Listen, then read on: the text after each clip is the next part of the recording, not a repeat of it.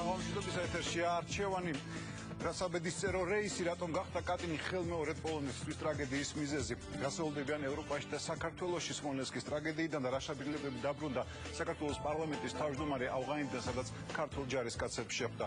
პარლამენტის თავმჯდომარე დავით ბაქრაძე არჩევანის სტუდიაში. არჩევნები თუ ბოიკოტი, რატომ ამობენ უარს ლეიბორისტები არჩევნებში მონაწილეობაზე და რა განწყობით მიდიან წინასაარჩევნო კამპანიაში ის პარტიები, რომლებმაც ბოიკოტს ამჯობინეს გამარჯვებისთვის ბრძოლა. ქრისტიან-დემოკრატების პირველი ნომერი ინგა გრიგორია და ლეიბორისტებიდან გიორგი გუგავა არჩევანში. და ახლა ჩვენი გადაცემის პირველი სტუმარი საქართველოს პარლამენტის თავმჯდომარე დავით ბაქრაძე არჩევანში. საღამოშიდობის საბატონო დავით. საღამოშიდობის. მოგზაურობთ. საბედისწერო რეისი რატომ გახდა კატინი ხელმეორედ პოლონეთისთვის ტრაგედიის მიზეზი. ავიაკატასტროფა, რომელმაც მსოფლიო შეძრა. განადგურებული ვარ ამ ტრაგედიით. ჩვენ არასდროს დავივიწყებთ იმას, რაც ლეხ კაჩინსკიმ საქართველოსთვის გააკეთა ჩვენი ისტორიის ყველაზე რთულ პერიოდში. რა მოხდა სმოლენსკში, რატომ ვერ დაждდა პოლონეთის პრეზიდენტის თვითმფრინავი აეროდრომზე და რატომ არ სჯერათ ვარშავაში ავიაკატასტროფის რუსული ვერსიის. მე არ მჯერა, პილოტი პროფესიონალი იყო. კაჩინსკი კი ძალიან მამაცი და ალბათ ზუსტი მიზეზის გასარკვევად პოლონეთის პროკურატურის გამოძიების დასრულებას უნდა დავებოდოთ. რა ცვლილებებს ელოდებიან ევროპაში კატინის ტრაგედიის შემდეგ და რა გავლენას იქონიებს საერთაშორისო თანამეგობრობაზე ვაშინგტონის ბირთვული სამიტი, სადაც სოფლიოს 46 ლიდერი შეიკრიბა. რა მოლაპარაკებები გამართა საქართველოს პრეზიდენტმა ამერიკაში და რა მისიით გაემგზავრა ქვეყნის სპიკერი ავღანეთში. პოლიტიკოსების მოვალეობა გვერდით დაუდგეთ, მორალურად და ფიზიკურად გვერდით დაუდგეთ ჩვენ ჯარისკაცებს, რომლებიც მსახურობენ ავღანეთში. ავღანური მისიის ქართული შენაერთები და პირველი შეფასებები ქაბულიდან დაბრუნების შემდეგ. არჩევანის სტუდიაში პარლამენტის თავმჯდომარე დავით ბაქრაძე. არჩევნები თუ ბოიკოტი, რატომ ამბობენ უარს ლეიბორისტები არჩევნებში მონაწილეობას და რატომ არ არის თვითმმართველობისთვის ბრძოლა პრიორიტეტული მშრომელთა პარტიისთვის. ადგილობრივი არჩევნებით ხელისუფლების ყოფნა ხანგრძლივდება და მათ ეხსნებათ მეორე სასუნთქი არხი. დათმობენ თუ არა ლეიბორისტები საკუთარ ადგილებს საარჩევნო უბნებზე და რა ბრალდებებს უყენებენ ხელისუფლებას 30 მაისის არჩევნების წინ. შემოგთავაზა ხელისუფლება, რომ ეს კვოტები ხელისუფლებისათვის დაგვეთქვა და ამაში გადაგიხდიდნენ ფულს. მაგრამ იღეს სამთითის კომბინაცია. როგორ დაიწყეს წინასაარჩევნო კამპანია იმ პარტიებმა, რომლებიც ბოიკოტს ბრძოლას ამჯობინებენ და რა სტრატეგიას ირჩევენ გამარჯვების მისაღწევად ქრისტიან-დემოკრატები. ჩვენ ვივლით აი ესე უბან კარდ მოდიან პოლიტიკოსები საარჩევნო დაპირებას აძლევენ, შემდეგ არავის არაფერი არ ახსენდება. გაახსენდება თუ არა ყოფილ ჟურნალისტს საკუთარი დაპირებები 30 მაისის შემდეგ. რა პოლიტიკური გეგმები აქვს და ვინ მიაჩნია რეალურ კონკურენტად ინგა გრიგოლიას. ჯერ არ დასახელებულა ის კონკურენტი, რომელიც მე მიმაჩნია ყველაზე ძლიერად და მე ვიქნები ყველაზე მწვავე ოპოზიციური თუ ფრაქცია გვექნება ფრაქციის ლიდერი. ვინ როგორ აპირებს და პოლიტიკური ვითარების გამკლავებას და ვინ რატომ ამჯობინებს საარჩევნო მარათონს გვერდიდან ადონოს თვალი. ლეიბორისტებიდან გიორგი გუგავა და წინასაარჩევნო კამპანიაში აქტიურად ჩართული ინგა გრიგოლია ქრისტიან-დემოკრატებიდან არჩევანის სტუდიაში.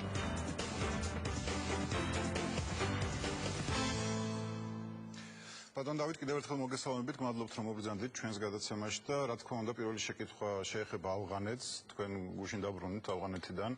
როგორია თქვენი შტაბ-ბიჭლებები, რა პირობებში მსახურობენ ქართველი ჯარისკაცები და რამდენად კმაყოფილია ნატოს სარდლობა ქართველების მუშაობით ავღანეთში? საღამოშიდობის გუშინ საპარლამენტო დელეგაცია იყო ავღანეთში ჩასული. ჩვენ თვლით რომ როგორც პოლიტიკოსები ვალდებული ვართ ფიზიკურადაც და მორალურადაც გვერდით დაუდგეთ ჩვენს ჯარისკაცებს და თუნდაც სიმბოლურად, თუნდაც ერთი დღით, მაგრამ ჩავიდეთ იმ ცხელწერტილში და მათთან ერთად გავიაროთ მათი ცხოვრება, ის ყველა ხიფათი და პრობლემა, რომელიც მათ სამსახურს თან ახლავს და სწორედ ამიტომ იყო საპარლამენტო დელეგაცია წასული. ავღანეთი რამდენად საშიში და რამდენად ცხელი წერტილია, ამას აღარ მოვყვები, ალბათ ეს ყველა მიცის და დღეს აღიარებულია როგორც სოფლიოს ყველაზე ცხელი წერტილი. რაც შეეხება ჩვენი ჯარისკაცების პირობებს, თავად ბაზაზე პირობები ნამდვილად ნორმალურია, მათი სამსახურის პირობები არის ძალიან ნორმალური და მე ვიტყოდი კარგიც კი, სამხედრო და საომარი კონდიციების გათვალისწინებით.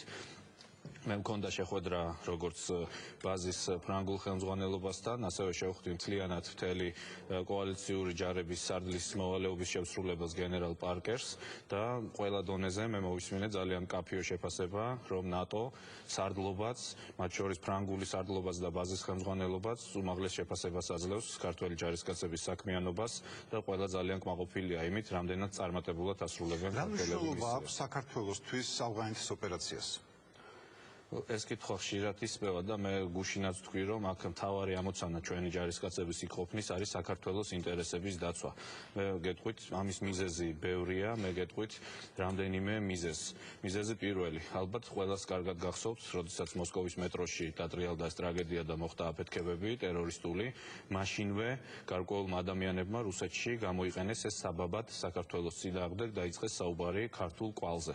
ეს ყველას გვესმის, რომ ეს არის ძალიან საშიში განვითარება, ვინაიდან ამ საბაბით რუსეთმა შეიძლება იშოვოს მიზეზი საქართველოს წინააღმდეგ აგრესიის გასაგრძელებლად. ამიტომ ძალიან მნიშვნელოვანია, რომ ასეთ ბრალდებებს არ კონდეს საფუძველი და მხარდაჭერა საერთაშორისო თანამეგობრობაში და მთავარი არგუმენტი ყველა ჩვენი მეგობრის მხრიდან რუსეთის წინააღმდეგ, როდესაც მათ დაიწყეს საუბარი ქართველების ტერორისტთა კავშირზე, მთავარი არგუმენტი იყო ის, რომ საქართველო არის ავღანეთში ანტიტერორისტული ოპერაციის ნაწილი და ებრძვის თალიბანს ავღანეთში. ანუ ჩვენი ბიჭების იქ სამსახური ჩვენ გვაძლევს გარკვეულწილად დაცვას იმისგან, რომ რუსეთი არ გამოიყენებს საბაბად საქართველოს კავშირს ტერორისტს. მეორე მხარეც აქვს, ბატონ დავით, ძალიან ხშირად ისმოდა კრიტიკა საქართველოს მისამართით, მე საქართველოს გულისხმობ ისევ ქვეყნის შიდა პოლიტიკური წრეებიდან, მანამდე სანამ ოპერაცია დაიწყებოდა, სანამ საქართველოს ჩაერთვებოდა ოპერაციაში და ეხლაც, რომ საქართველოსთვის ავღანეთის ოპერაცია ძალიან დიდ რისკთან არის დაკავშირებული. აი მე ისევ განმარტავ ხარ, რა თქმა უნდა, ხელწერტილში საბრძოლო ნაწილის გაშვება იქ მყოფებისთვის რისკთან არის დაკავშირებული, მაგრამ ამ შემთხვევაში მე არ გულისხმობ ჯარისკაცებს, რომლებიც იქვსახურებენ, რა პოლიტიკურ რისკებზე იყო საუბარი, რომლის შესაძლებლად თუ შევაფასებთ პოლიტიკურ რისკს, ჩვენთვის მთავარი პოლიტიკური რისკი არის რუსეთის მხრიდან მომავალი აგრესია. და მე უკვე ვთქვი, რომ საქართველოს სამსახური ავღანეთში რუსეთს აცლის ერთ-ერთ ყველაზე რეალისტურ საბაბს, რა საბაბითაც რუსეთმა შეიძლება დაიწყოს საქართველოს წინააღმდეგ სამხედრო აგრესია. ანუ ჩვენთვის მთავარ რისკს ჩვენი ბიჭების ავღანეთში ყოფნა ძალიან მკვეთრად ამცირებს. ასევე არის მეორე მიზეზი, რომელიც ასევე საქართველოს უსაფრთხოებას უკავშირდება. ხო, საერთაშორისო პოლიტიკა არის ისე როგორც პიროვნული ურთიერთობები. არ შეიძლება რომ მე თქვენ მუდმივად გთხოვდეთ დაცვას, მხარდაჭერას, თანადგომას და როდესაც თქვენ გაგიჭირდებათ, მე გითხრათ, რომ არა, იცით, ჩემთვის ცოტა სარისკოა თქვენი მხარდაჭერა და ამიტომ მე მხარს ვერ დაგიჭერთ ბოდიში. ან ესეა საერთაშორისო პოლიტიკაც. ყველამ კარგად იცის, რომ დღეს რუსეთისთვის მთავარი შემაკავებელი ფაქტორი, რომ არ გააგრძელოს აგრესია, არის საერთაშორისო მხარდაჭერა და ის საერთაშორისო პირობები, რომელიც არსებობს. და იმისთვის, რომ არ გამოვიდეს ისე, რომ საქართველოს მუდმივად თხოვს მხარდაჭერას ამერიკის შეერთებულ შტატებს, ევროკავშირს, ნატოს და მათი მხარდაჭერით უზრუნველყოფს საკუთარ უსაფრთხოებას და ამავე დროს ამბობს, რომ იცით, ბიჭებო, როდესაც თქვენ გიჭირთ, მე იქ ვერ მოვალ, იმიტომ რომ ჩემთვის ეს რისკია, მაგრამ როცა მე მიჭირს, თქვენ მე მუდმივად უნდა დამეხმაროთ. ასე არ ხდება. და საქართველოს მონაწილეობით იქ სადაც ყველაზე მეტად უჭირს ამერიკასაც, ევროპასაც და ნატოსაც, ჩვენ ვქნით იმის საფუძველს, რომ მოვთხოვოთ ამ სახელმწიფოებს მეტი მხარდაჭერა და ამ სახელმწიფოების მხარდაჭერა არის მთავარი გარანტი იმისა, რომ რუსეთი ვერ შეძლებს აგრესიის გაგრძელებას. ამიტომ თუ რისკს შევაფასებთ, ჩვენი იქ მონაწილეობით ყოველ მხრივ იქნება ეს ტერორისტთა კავშირის საბაბი, თუ იქნება ეს საერთაშორისო მხარდაჭერის გააქტიურება, ყველა თვალსაზრისით ჩვენი მონაწილეობა ავღანეთის ოპერაციაში ამცირებს მთავარ რისკს, რომ რუსეთი შეძლებს რაიმე აგრესიის განხორციელება საქართველოს წინააღმდეგ. ბატონ დავით, და ალბათ ტრაგედია, რომელიც აღარ საუბრობ უკვე ტრადიციულ საკითხზე, როგორც არის თქვა იგივე გამოცდილება ჩვენი სამხედროებისთვის, რაც სამწუხაროდ ღმერთთან უნდა გვაჭიროს, მაგრამ გამოჩნდა 2008 წელს, რომ თუ არ გყავს მომზადებული ჯარი, დიპლომატია სჭირდება დრო და თუ ვერ დაიცავი შენი ქვეყანა, რაღაც პერიოდის შემდეგ შეიძლება გვიანი აღმოჩნდეს სამწუხაროდ პრეზიდენტების ვიზიტების და დიპლომატების მხარდაჭერაც. ანუ ჯარის გამოცდილებას და ნატოს და სხვა არგუმენტებს უბრალოდ აღარ მოვიყვან ამ შემთხვევაში. საუბარი ქონდა რისკზე და მთავარი რისკი ჩვენთვის რაც არის, აი მთავარ რისკს მე მგონი ძალიან ნათლად ამცირებს ავღანეთში ჩვენი სამსახური. ბატონ დავით, კატინის ტრაგედია, რომელიც ტრაგედია არა მხოლოდ პოლონეთისთვის. მე ვიცი, რომ საქართველოსთან დელეგაცია გაემგზავრება კაჩინკის დაკრძალვის ცერემონიაში მიიღოს მონაწილეობა. ბატონ დავით, რა შეიძლება შეიცვალოს ლეხ კაჩინსკის ტრაგიკული დაღუპვის შემდეგ, როგორც საქართველოს პოლონეთის ურთიერთობებში, ასევე ევროპაში? ხომ არ არის მოსალოდნელი, რომ პოლონეთმა გარკვეულწილად კურსი შეიცვალოს იმის მიხედვით, თუ ვინ მოვა ხელისუფლებაში ახლა ქვეყანაში? ну ამაზე ბევრი საუბარი მიმდინარეობს პოლონეთშიც, ევროპაშიც, ბუნებრივია საქართველოსშიც, რა თქმა უნდა ყველას ახსოვს პრეზიდენტი კაჩინსკი, როგორც ის ადამიანი, რომელიც აქ ჩამოვიდა ურთულეს დღეებში, რომელმაც ორგანიზება გაუკეთა მთელი პრეზიდენტების ვიზიტს, როდესაც 5 პრეზიდენტი ჩამოვიდა და თბილისში ჩვენთან ერთად იდგა ურთულეს წუთებში, ამიტომ ასეთი ადამიანის დაკარგვა, რა თქმა უნდა, ყოველთვის ბადებს კითხვას, რა იქნება ამის შემდეგ, როდესაც აღარ გვყავს ესეთი აქტიური მეგობარი. ხომ მე მინდა ვთქვა, რომ ზოგადად პოლონეთში საქართველოს მიმართ კეთილგანწყობა ძალიან დიდია, ყველა პოლიტიკურ ძალაში, სულ შორს მე ერთი თვის წინ, როდესაც ვიყავი პოლონეთში, შევხვდი მაშინ ყველა პოლიტიკური ორივე ძირითადი პოლიტიკური ძალის წარმომადგენლებს, მათ შორის შევხვდი დღევანდელი პრეზიდენტის მოვალეობის შემსრულებელს ბატონ კომოროვსკის. მინდა გითხრათ, რომ საქართველოს მიმართ კეთილგანწყობა ძალიან დიდია, ამიტომ ზოგადად სტრატეგიული კურსი და თანამშრომლობა მე იმედი მაქვს არ შეიცვლება, როგორც არ უნდა დასრულდეს არჩევნები, მაგრამ ნებისმიერ შემთხვევაში ასეთი მასშტაბის პიროვნების დაღუპვის შემდეგ გაჩნდება გარკვეული ვაკუუმი და გარკვეული სიცარიელი. ამიტომ რა თქმა უნდა კორექტირებები იქნება და რა თქმა უნდა ასეთი ადამიანი, რომელიც ყველაფერში, არა მარტო პოლიტიკურად, აი წმინდა ადამიანურად ეს ამ ხელა ქვეყნის პრეზიდენტი იყო ამდენი პრობლემით. აი აუც შეეძლო მოეცალა იმისთვის, რომ საკუთარი თვითმფრინავი გამოეგზავნა თბილისში, აქეთ მოეძებნა და წაეყვანა აქედან დევნილი ბავშვი, რომელსაც სჭირდებოდა სამედიცინო ოპერაცია, თავისი თანხით გაეკეთებია იქ ოპერაცია, შემდეგ ხელმეორედ გამოეგზავნა თვითმფრინავი, წაეყვანა ამ ბავშვის ოჯახის წევრები, რომ ეს ბავშვი მარტო არ ყოფილიყო. აი ამ ხელა ქვეყნის პრეზიდენტი, ამდენი საქმის პატრონი, იცლიდა ნებისმიერი დეტალისთვის, როცა საქართველოზე მიდგებოდა საქმე. ამიტომ ამ დანაკლისის შევსება, რა თქმა უნდა, ძალიან რთული იქნება და გარკვეული კორექტირებები იქნება. თუმცა ისევ ვიმეორებ, პოლონეთი არის ერთ-ერთი ყველაზე კეთილგანწყობილი ქვეყანა საქართველოს მიმართ, ზოგადად პოლონელი ხალხი და პოლონური საზოგადოება, მათ შორის პოლიტიკოსებიც და ამიტომ ზოგადად იმედი მაქვს, რომ ეს კარგი ურთიერთობები გაგრძელდება. ბატონ დავით, სმოლენსკის ტრაგედიას წინ უძღოდა ძალიან დრამატული მოვლენები ყირგიზეთში, სადაც ხელისუფლების ცვლილება მოხდა.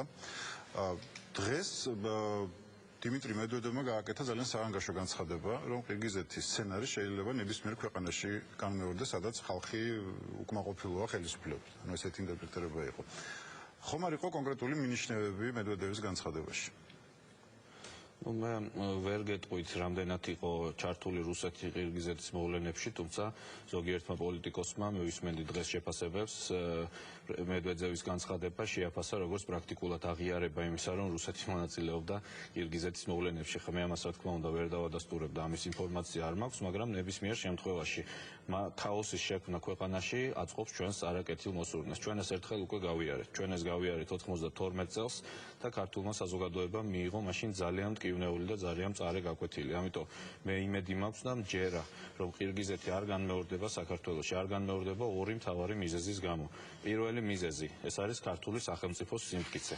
საქართველო არ არის ყირგიზეთი ჩვენ დასაბედნიეროთ, საქართველოს ხელისუფლება არ არის ყირგიზეთის წინა ხელისუფლება, ქართული პოლიცია არ არის ყირგიზული პოლიცია და ჩვენ და მე არ ვაყენებ ნამდვილად შეურაცხყოფას ყირგიზეთს, მაგრამ ჩვენ ეს ეტაპი უკვე გავიარეთ. დღეს ჩვენ გვაქვს ჩამოყალიბებული და მტკიცე სახელმწიფო, არაკორუმპირებული და მტკიცე სახელმწიფო აპარატით, პოლიციით, რომელსაც შეუძლია კანონის დაცვა და წესრიგის უზრუნველყოფა. და ამიტომ ეს არის პირველი მიზეზი, რატომაც იმედი მაქვს და დარწმუნებული ვარ, რომ ეს არ მოხდება. და მეორე და არანაკლებ თუ კიდევ უფრო მნიშვნელოვანი მიზეზი არა, ეს გახლავთ ქართული საზოგადოება. ქართულმა საზოგადოებამ ერთხელ უკვე გაიარა ძალადობა, ერთხელ უკვე გაიარა ყველა ის უბედურება, რომელიც ქვეყანაში ქაოსს და ავტომატებით სირბილს მოყვება და ყველამ კარგად დავინახეთ, რომ თუნდაც შარშან, თუნდაც იმ პროტესტების დღეებში, როდესაც ძალიან მწვავე და უმწვავესი პოლიტიკური ბრძოლა მიმდინარეობდა, საზოგადოების ყველა სეგმენტი, ოპოზიციურად განწყობილიც, ხელისუფლების მხარდამჭერიც, იქცეოდა ძალიან ბრძნულად. შარშან არ იყო არც ერთი პრაქტიკულად არ იყო ძალადობის აქტები. ეს არის ქართული საზოგადოების სიმწიფის მანიშნებელი და ყველაზე კრიტიკულ მომენტებში, როდესაც ჩნდებოდა რაღაც დაპირისპირების საფრთხე, მე მახსოვს ორივე მხრიდან, ხელისუფლების მხრიდანაც და ოპოზიციის მხრიდანაც მოწოდებები, რომ თხილად ვიყოთ, ნუ დაუბრუნდებით 92 წელში. ამიტომ ქართული საზოგადოების სიბრძნე და სიმწიფე არის იმის გარანტია, რომ ყირგიზეთი არ განმეორდება. თუმცა აი სპეციფიური განსხვავება და სირთულე ჩვენ შემთხვევაში არის ის, რომ დედაქალაქიდან 40 კილომეტრში დგას რუსული ჯარი, რომელიც ნებისმიერი საბაბით შეიძლება წამოვიდეს. აი ეს არ უნდა დაგვავიწყდეს და ეს უნდა კარგად გვახსოვდეს საზოგადოებასაც.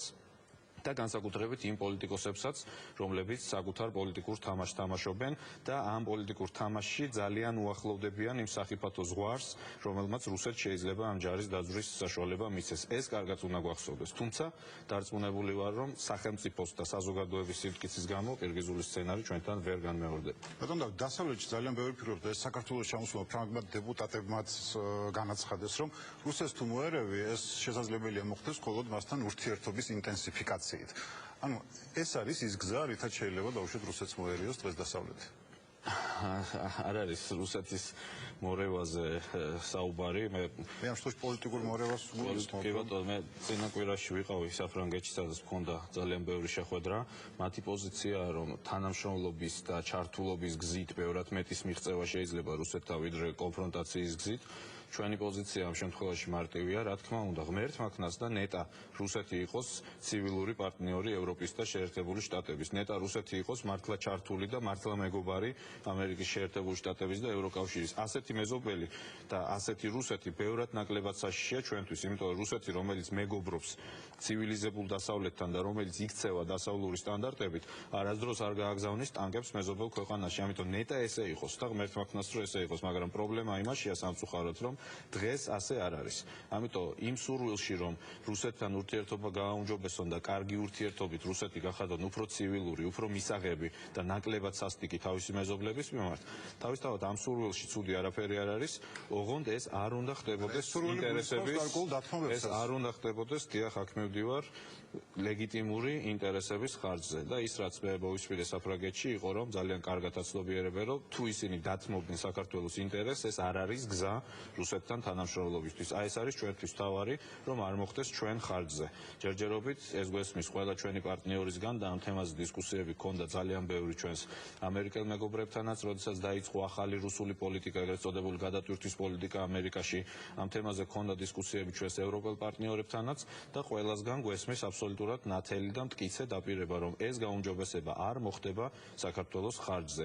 იმიტომ რომ თუ საქართველოს დათმეს, ეს ნიშნავს იმას, რომ დაითმობა ძირითადი პრინციპები. აქ არ არის მხოლოდ საქართველოს საუბარი, საუბარი არის ძირითად პრინციპებზე. ის რომ არ შეიძლება მეზობელი ქვეყნის საზღვრები ძალის გამოყენებით შეცვალო, ეს არის ძირითადი პრინციპი ევროპული უსაფრთხოების, რაზეც 30 წელია დგას ევროპული უსაფრთხოება. თუ ეს პრინციპი დათმეს, ეს ევროპისთვის არის საფრთხე და არა მხოლოდ საქართველოსთვის.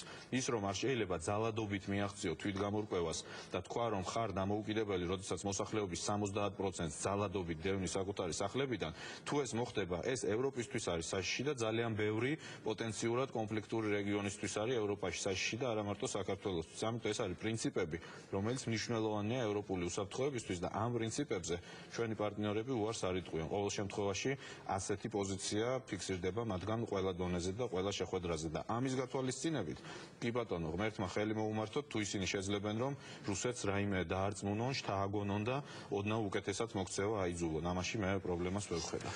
და კიდევ ერთი შეკითხვა, რომელიც უკვე ბირთვულ სამიტს უკავშირდება, რომელიც ვაშინგტონში მიმდინარეობდა, ბატონო, და თუ რას ნიშნავს ბირთვულ სამიტზე, როდესაც მონაწილეობს არაბირთვული სახელმწიფო? ანუ რა მნიშვნელობა ჰქონდა ამას საქართველოსთვის? არის ორი მომენტი, რომელიც ჩვენ მონაწილეობას უკავშირდება. პირველი ის, რომ ეს არ იყო მხოლოდ ბირთვული სახელმწიფოების სამიტი, ანუ საუბარი იყო გავრცელებლობაზე, ანუ ბირთვული მასალების გატარების და გავრცელების აკრძალვაზე. საქართველო მდებარეობს ძალიან სპეციფიურ რეგიონში, საქართველო მდებარეობს რეგიონში, სადაც ზოგიერთ სახელმწიფოს აქვს, ასე ვთქვათ, პრეტენზია ბირთვული სტატუსის მიღებაზე, სადაც არიან ქვეყნები, საიდანაც ხდება ბირთვული მასალების გადინება, ამიტომ ამ კუთხით საქართველო მნიშვნელოვანი პარტნიორია და ის ფაქტი, რომ რამდენჯერმე მოხდა საქართველოს ტერიტორიაზე ბირთვული მასალების დაკავება და ბირთვული მასალების კონტრაბანდის დაკავება, აჩვენებს, რომ საქართველო მიუხედავად იმისა, რომ პატარაა, მიუხედავად იმისა, რომ ბირთვული იარაღი არ აქვს, არის სატრანზიტო ქვეყანა და თავისი ტრანზიტული ფუნქციის გამო ძალიან მნიშვნელოვანი ელემენტია იმ სისტემაში, რომ არ მოხდეს ბირთვული მასალების გადინება და გავრცელება და ტერორისტული ჯგუფების ხელში მოხვედრა.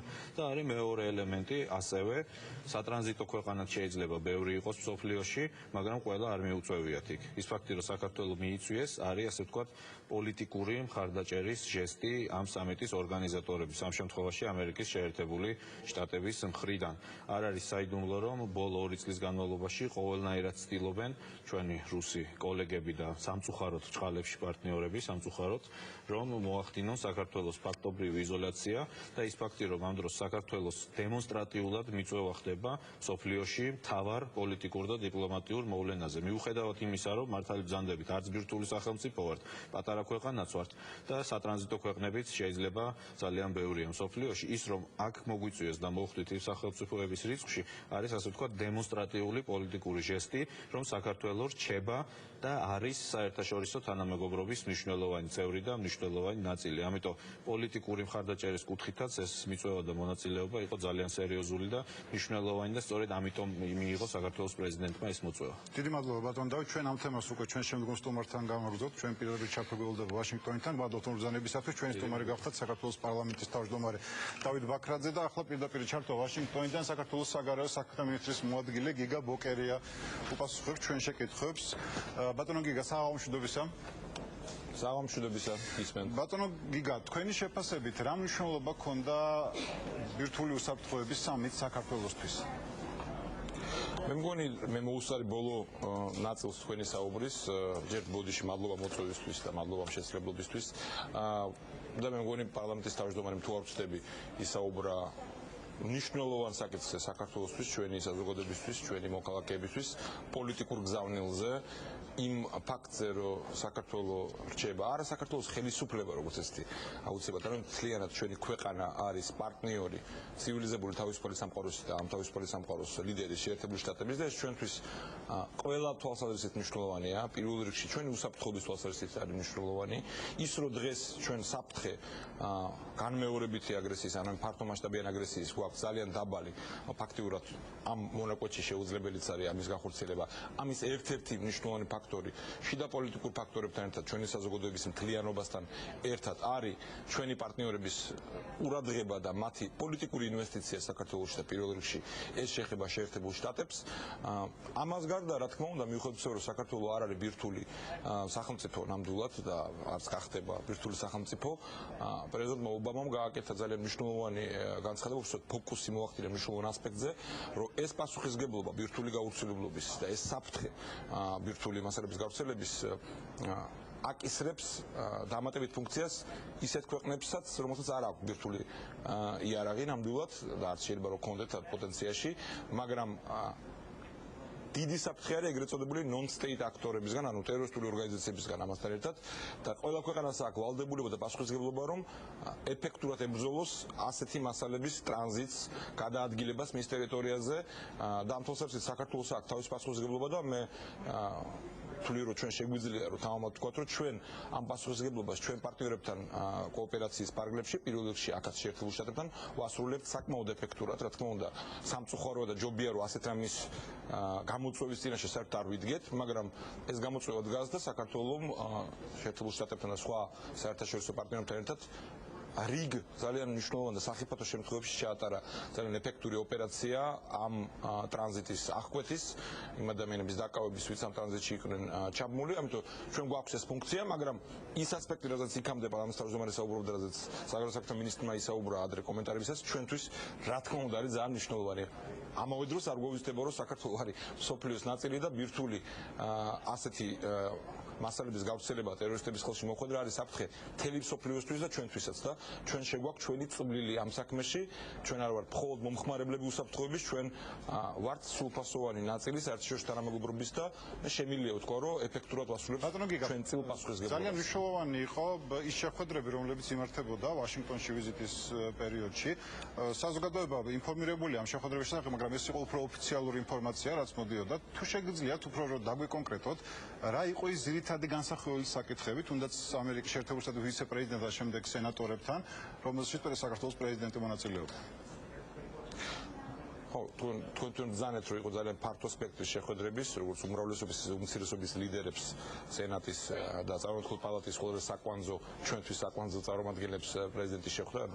ბევრი შეხვედრა იყო, ეს არის ჩვენთვის ნაწილი სწორედ იმ პოლიტიკის, რომელსაც ნებისმიერი დემოკრატიული ხელისუფლება საქართველოში გააგრძელებს და ეს ხელისუფლება, რა თქმა უნდა, ბოლომდე გააგრძელებს, ეს არის კონტაქტის შენარჩუნება და გაღრმავება მთავარ საერთაშორისო პარტნიორთან, შეერთებულ შტატებთან, ყველა მიმართულებით, რომელიც ჩვენთვის და ჩვენ ორ ქვეყანას შორის არსებული პარტნიორობის ფარგლებში არის მნიშვნელოვანი. ყველამ კარგად იცით, რომ ჯერ კიდევ წინა ადმინისტრაციის ბოლო ეტაპზე გაფორმდა ქარტია სტრატეგიული პარტნიორობის, ხოლო ამ ადმინისტრაციამ დაიწყო მისი განხორციელება, ამიტომ დასაწყისში მოკლედ რო გითხრათ, საუბარი ყველა შეხვედრისას პრეზიდენტ სააკაშვილის შეეხებოდა გარდა პირდაპირ თემას, ანუ ბირთვულ გაუცილებლობას, სადაც მას ქონა შესაძლებლობა აზრები გაეცვალა და ემშელა პრეზიდენტ ობამასთან სამიტის პარკლებში, შეეხებოდა ჩვენთვის მნიშვნელოვან ამ საკითხებს, რომელიც ამ 4 მთავარი მიმართულებით არის განსაზღვრული სტრატეგიული ქარტიის. ეს არის უსაფრთხოების სფეროში, თავდაცვის სფეროში თანამშრომლობა.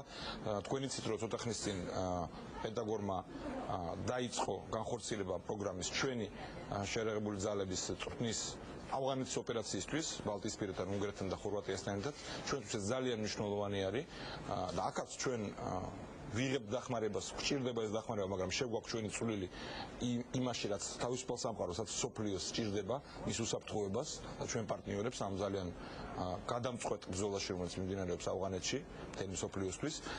ეს შეეხება ეკონომიკურ განვითარებას. თქვენ იცით, რომ შეერთებული შტატები არის ქვეყანა, რომელიც ყველაზე საკვანძო და ყველაზე სახიფათო მომენტში, ომის შემდეგ, რუსული აგრესიის შემდეგ, სოფლიო ეკონომიკური კრიზისის გაღრმავების მომენტში ჩვენ პირველმა გაგვიწია ძალიან სერიოზული დახმარება 1 მილიარდი დოლარის ფარგლებში და ამ დახმარებამ ჩვენ ყველაზე მძიმე მომენტი გადაგვატანინა შედარებით მინიმალური დანაკარგებით, შედარებით რა თქმა უნდა, მაგრამ უნდა შევიდაროთ სხვა მაგალითებს, ბევრ სხვა ქვეყანას უფრო გაუჭირდა, ამას ყოველგვარი ნიშნის მოგების გარეშე ვამბობ, მაგრამ ჩვენ ეს ფული დავხარჯეთ ეფექტურად და ამიტომ გამოვედით ამ მდგომარეობიდან. მაგრამ ეხლა რა თქმა უნდა, საქართველოს პრეზიდენტმა ფულადუი ატლანტიკურ საბჭოში გამოსვლისას განაცხადა, რომ საქართველოს მომხრეა რუსეთთან რაღაც დონის ურთიერთობების აღდგენის, თუმცა ეს არ მოხდება ღირებულებების, საქართველოს ღირებულებების ხარჯზე. რამდენად ეთანხმებიან ჩვენი ამერიკელი პარტნიორები ქართული მხარის ასეთ მიდგომას რუსეთთან ურთიერთობის? თუ ნებას დამთავრდ 10 წამს დავხარჯავ დავამთავრებ ფრაზას. ეხლა ჩვენ გვჭირდება ამ ეკონომიკური ურთიერთობის გაღრმავება. თქვენ კარგად იცით, რომ საქართველოს არის დაინტერესებული თავისუფალი ვაჭრობის შეთანხმების მიღწევით შეერთებულ შტატებთან, ჩვენ ასეთივე მოლაპარაკება გვაქვს ევროკავშირთან. ეს არ არის სწრაფი პროცესი, ამას აქვს ობიექტური ბარიერები, მაგრამ ბუნებრივია ეს საკითხი იყო ერთ-ერთი საკითხი, რაშიც მოხდა დამატებით ურთიერთგაცვლა ინფორმაციის და პოზიციის და ამ საკითხზე თუ გნებავთ პირდაპირ თქვა ჩვენი მხრიდან ლობირება თუ ამას დავარქმევთ ესე. რაც შეეხება თქვენ შემდგომ კითხვას რუსეთთან ურთიერთობის თაობაზე. ყველა საგადმოაზროვნე პარტნიორი და მეგობარი, რა თქმა უნდა, მხარს უჭერს იმას, რომ მეზობლებს შორის საერთოდ ყველგან იყოს კარგი ურთიერთობა. საქართველოს ქართული ხალხი, ეს ხელისუფლება, რომელიც გამოხატავს ქართული საზოგადოების უმრავლესობის ნებას, არის დაინტერესებული ყველა მეზობელთან, მათ შორის ასეთ დიდ მეზობელთან, რუსეთის ფედერაციასთან ურთიერთობის ნორმალიზაციით. მაგრამ ამავე დროს ყველას, ვინც მეტნაკლებად მაინც ერკვევა საკითხში, კარგად ესმის, რომ სამწუხაროდ ამ ეტაპზე ჩვენ გვაქვს ის ბარიერები, რომელიც გადალახვაც ჩვენ მარტოებს აშეგვილია. სანამ მოსკოვში, კრემლში, რუსეთის პოლიტიკური ისტებლიშმენტში, ხელისუფლებაში ჯერ კიდევ ძლიერია პოზიცია, რომ სუვერენული, დემოკრატიული, მოდერნიზებული, ევროპაში და ევროატლანტიკურ სივრცეში ინტეგრირებული საქართველოს არის მათთვის მიუღებელი და სამწუხაროდ ამაში ხედავენ საფრთხეს, იმიტომ რომ არ უთქვამ თუ არის მოდერნიზებული იმპერიის აღდგენაზე.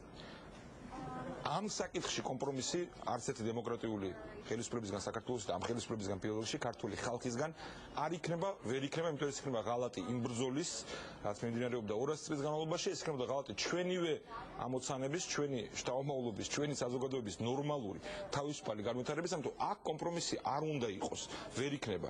ჩვენ უნდა ვიმუშაოთ იმაზე, რომ განვითარდეთ, წავიწიოთ წინ, რაც შეიძლება სწრაფად ევროატლანტიკური სივრცესკენ, ევროპისკენ, ვიქცეთ მაგალითად კიდევ უფრო ყველასთვის როგორ შეიძლება წარმატებას მიაღწიო იმ გზაზე სულით რა გზაზე ჩვენ ვდგევართ და ვეცადოთ რომ ვიყოთ დაცული მანამ სანამ მოსკოვში აი ეს პრინციპული ცვლილება არ მოხდება და ვეცადოთ დავამყაროთ ურთიერთობა ყველა ჩვენ მეზობელთან და სხვებთან ჩვენ არანაირი პრობლემა არ აქვს და იმ ერთთანაც ოღონდ იმ ფარგლებში როცა ისინი ასე აღარ შეხედავენ საკუთარ მეზობლებს არ აღიქვავენ საკუთარი მეზობლების წარმატებას საკუთარ მარცხად ამაში ჩვენ გვჭირდება ჩვენი პარტნიორების დახმარება ამიტომ ის ფრაზა პრეზიდენტის ვრცელი გამოსვლები, რომელიც თქვენ მოიყვანეთ, სრულად გამოხატავს ჩემი აზრით ჩვენი საზოგადოების ინტერესს, ჩვენი ქვეყნის ინტერესს, ჩვენი პარტნიორების ინტერესს, მაგრამ ეს არ არის სამწუხაროდ მხოლოდ ჩვენზე დამოკიდებული, უბრალოდ ჩვენ ყველაფერი უნდა გავაკეთოთ, რომ ამ გადაწყვეტილების გარდა სხვა ეფექტური ინსტრუმენტი არც ერთ ჩვენ მეზობელს ამ შემთხვევაში რუსეთს არ გქონდეს. დიდი მადლობა ბატონო გიგამ, რომ გარკვეული დროის შემდეგ ჩვენ ამას მივახცევთ. დიდი მადლობა რომ მონაწილეობდით ჩვენს გადაცემაში. საგარეო საქმეთა მინისტრის მოადგილე გიგო ბოკერია იყო არჩევანის სტუმარი. ჩვენ რეკლამის შემდეგ პირდაპირ ეთერში გიორგი გუგოვასთან ერთად დავუბრუნდებთ. არჩევნები თუ ბოიკოტი, რატომ ამბობენ უარს ლეიბორისტები არჩევნებში მონაწილეობას და რატომ არ არის თვითმმართველობისთვის ბრძოლა პრიორიტეტული მშრომელთა პარტიისთვის? ადგილობრივი არჩევნებით ხელისუფლების ყოფნა ხანგრძლივდება და მათ ეხსნებათ მეორე სასუნთქი არხი. დათმობენ თუ არა ლეიბორისტები საკუთარ ადგილებს საარჩევნო უბნებზე და რა ბრალდებებს უყენებენ ხელისუფლებას 30 მაისის არჩევნების წინ. შემოგთავაზა ხელისუფლებამ, რომ ეს კვოტები ხელისუფლებისათვის დაგვიტყო და ამაში გადაგიხდიდნენ ფულს. მაგრამ მიიღეს სამთითის კომბინაცია. რატომ ამჯობინებს საარჩევნო მარათონს გვერდიდან ადონოს თვალი? ლეიბორისტებიდან გიორგი გუგავა, არჩევანის სტუდიაში. არჩევანი პირდაპირ ეთერში გიორგი გუგავასთან ერთად ბრუნდება. საღამოშობის და ბატონო გიორგი, მადლობთ რომ მოგზანდით ჩემს გადაცემაში. ბატონო გიორგი, ლეიბორისტები მართალია არ ღებულობთ მონაწილეობას არჩევნებში, მაგრამ წინასაარჩევნო კამპანიაში აქტიურობა ნამდვილად არ გაკლიათ. ხომ არ ნიშნავს ეს, რომ რომელიმე არსებულ კანდიდატს დაუჭერთ მხარს? მოგესალმებით, ბატონო ზალიკო, მივესალმებით ძვირფას ტელემაყურებელს და მადლობას წირავთ სტუდიაში მოწვევისათვის. უპირველეს ყოვლისა უნდა განსაზღვროთ და უნდა ავხსნათ, რატომ არ მონაწილეობთ ამ არჩევნებში და რატომ იქნა მიღებული ესეთი გადაწყვეტილება. გამომდინარე იქიდან, რომ საქართველოში არჩევნები პრაქტიკულად მიხეილ სააკაშვილის და მისი რეჟიმის პირობებში არ ტარდება. თუ გავითვალისწინებთ იმას, როდესაც წინასწარ გიცხადებს შინაგან საქმეთა მინისტრი, რომელიც ერთ-ერთი პირველი არის ბრალდებული არჩევნების გაყალბებაში, არჩევნების შედეგებს, მაშინ როდესაც ამომრჩეველთა სიები არის გაბერილი დაახლოებით მილიონამდე ადამიანით, რომელიც შემდგომ გამოყენებული იქნება არჩევნების манипуляციებისათვის და გაყალბებისათვის, მაშინ როდესაც მთლიანი სახელისუფლო რესურსი მუშაობს მართლ პარტიაზე, ნაცმოძრაობაზე, აი ერთ მაგალითს მოგიტანთ, აი ეს დისკრიმინაციის ფაქტი ალბათ სოფლიოს არც ახსოვს. როდესაც ამასთან დაკავშირებით დღეს აქცია ჩატარდა სხვათა შორის ჯეოსელმა ადგა და სპეციალური ორთეთრიანი ტარიფი დაუწესა ნაცმოძრაობის ეგრეთ წოდებულ არასამთავრობო ორგანიზაციას, მის წევრებს, რომლებიც მონაწილეობენ არჩევნების გაყალბებაში, აი კარუსელს რო ატრიალებენ, მოვატიეთ, კარუსელს რო ატრიალებენ და გადაყავთ ეს აქტივისტები, ნაცმოძრაობის აქტივისტები, მის ხელმძღვანელი არის მიხეილ სააკაშვილის ნათესავი ყოფილი ჯანდაცვის მინისტრის მოადგილე და მათ დაუწესეს სპეციალური ტარიფი. ეს არ გაუკეთებია. რომელი სამარშრუტო ტაქსების ზღოლებზე, რა სამოთ, ეს რა ქვია, ბატონო ზალ, ეს საუბარი არის ნაცმოძრაობის აქტივზე. ეს არ გაუკეთებია თავის დროზე ჰიტლერს. ნაცისტებს არ გაუკეთებია და ეს დაახლოებით იგივეა. მე და ერთ-ერთი ნაციონალი რო შევიდეთ მაღაზიაში და ერთს გამოგვართვან პურში 50 თეთრი და მეორეს ლარი. ესე დისკრიმინაცია, დისკრიმინაციული პირობები. ერთ-ერთ მაგალითი მოგიყვანეთ. მე მგონი ამის შემდგომ რომ შეეცდები რომ არჩევნებს დაარქვა დემოკრატიული, ცოტა ნამუსი უნდა გაწუხებდეს.